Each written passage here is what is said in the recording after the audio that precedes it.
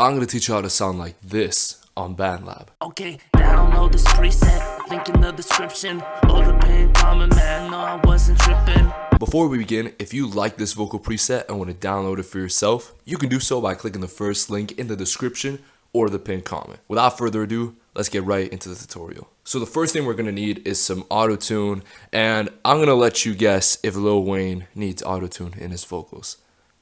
Next, we got a noise gate, and this is essentially for anybody that has a really bad recording space. You might hear a lot of white noise in the background, just a lot of humming maybe, and this is a good way to remove it anytime that you're not rapping. Basically, it'll essentially remove everything under the threshold, which in this case is negative 32 decibels.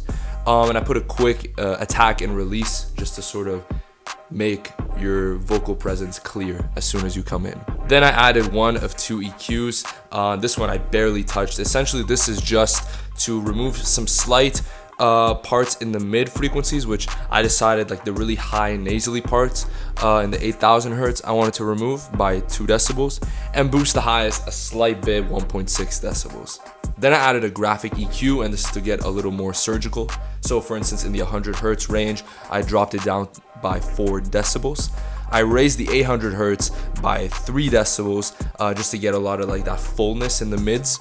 And I didn't really touch anything else. There's a 0.6 decibel increase in the 1.6k hertz part, but again, nothing crazy. Then I added a de-esser, and this is to remove the harsh S sounds that appear in the vocals. I used the frequency at 9000 hertz and the threshold at negative 1.8 decibels. If you're trying to level up your music career and want to upload your music to Spotify, Apple Music, you name it, click the second link in the description, because that's going to get you 7% off of DistroKid, the best music distribution platform on the internet. It's already only 20 bucks for you to upload an unlimited amount of songs and albums, so 7% off that is even better. Again, second link in the description. Now back to the tutorial. Then I added an FBK compressor, and the first thing I did was mess with the attack and release, since that will determine how sharp the transient is or if your vocals are in the background.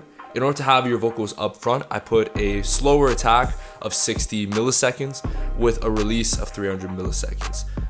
Anything lower than that, it would essentially put it in background vocal territory, as you would cut the transient quite a bit. Then I put a threshold of 5.9, a ratio of 8:1, and a makeup gain of 8 decibels to recompensate for the lost volume. Then I added a very tiny amount of spatial effects, starting off with a bit of reverb.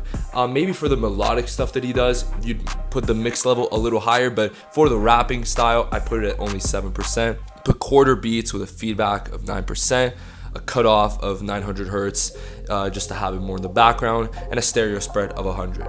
And finally, I added very little studio reverb, more so as a cushion than as an audible effect, a cushion on the beat, I mean. And I put a mix of 12% with a tone of 60% and a room size of 20%.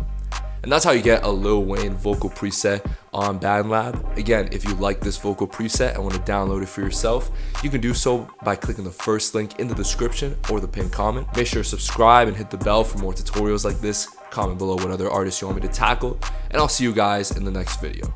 Peace.